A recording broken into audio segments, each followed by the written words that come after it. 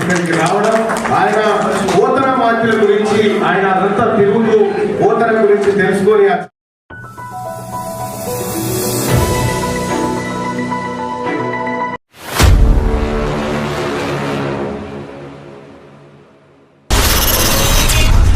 చెప్పి ఘంటాపదంగా చెప్తూ మా ప్రయత్నంగా మా వాయిస్ వినిపించడం జరిగింది. సో అట్లా బొమ్మర పోతన మాత్రమే కాదు, బొమ్మర పోతనకు ఉన్నటువంటి చరిత్ర, ఇక్కడికి వచ్చినటువంటి వాళ్ళు దాదాపుగా మీ నాన్న పేరేందో మీకు తెలుసు కదా, మీ తాత పేరు తెలుసు, మీ తాత వాళ్ళ తండ్రి పేరు తెలుసా, వాళ్ళ తండ్రి పేరు తెలుసా?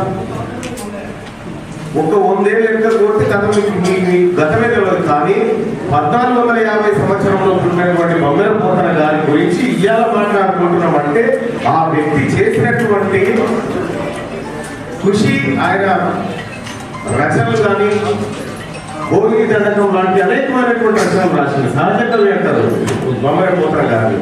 అటువంటి పోతన కార్యక్రమానికి నేను హాజరు కావాలని వచ్చినాను. ముఖ్యంగా ఇంకా వేరే కార్యక్రమం ఉంటే రాకపోలేమో, కానీ ఈ గొప్ప కార్యక్రమానికి మంత్రి గారు సంకల్పించి వస్తా ఉన్నటువంటి సందర్భంలో హాజరు కావాలనేటువంటి ఉద్దేశంతో నేను ఇక్కడికి రావడం జరిగింది.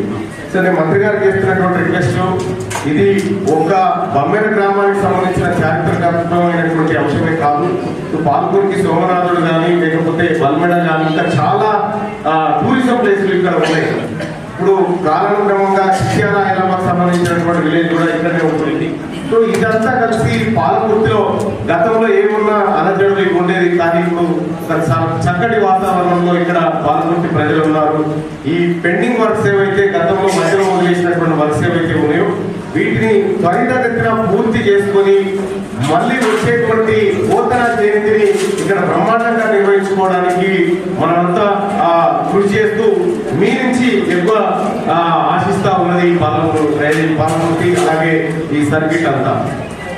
పెండింగ్ పనుల విషయంలో త్వరితగతిన పూర్తయితున్న విశ్వాసం నాకు ఉంది. ఎందుకంటే మంత్రి గారు ఇక్కడికి వచ్చిందంటేనే ఉత్తగా పోయేటువంటి మంత్రి కాదు, గత మంత్రులు లెక్క కాదు, పక్కాగా ఏదో చేసే పోయేటువంటి మంచి మంత్రి మనకు జూపల్లి కృష్ణారావు గారు ఇక్కడికి రావడం, ఆయన పోతన మార్పుల గురించి ఆయన అదంతా తిరుగుతూ పోతన గురించి తెలుసుకొని ఆ చారిత్రక అంశాల గురించి ఆయన చాలా తీక్షణంగా పరిశీలిస్తున్నటువంటి విధానం చూస్తూ ఉంటే నిజంగా ఈ శాఖకు తగ్గ మంత్రి మనకు దొరికిందని చెప్పి మనం అనుకోవచ్చు.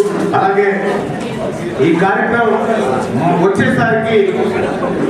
వచ్చే జయంతి ఏదైతే పోతన గారు ఉంటుందో ఆ జయంతి కార్యక్రమము మంత్రి గారు జూపల్లి కృష్ణారావు గారి సారథ్యంలోనే అంగరంగ వైభవంగా ఇక్కడ జరగాలని కోరుకుంటా ఉన్నాం. ఇక నేనైతే నమ్ముతా ఉన్నా, మనం ఎవరు పెద్ద డిమాండ్ చేయాల్సిన పని లేదు, అందరికీ చెప్పడానికి సిద్ధంగా ఉన్నారని నేను అనుకుంటున్నాను. Thank you.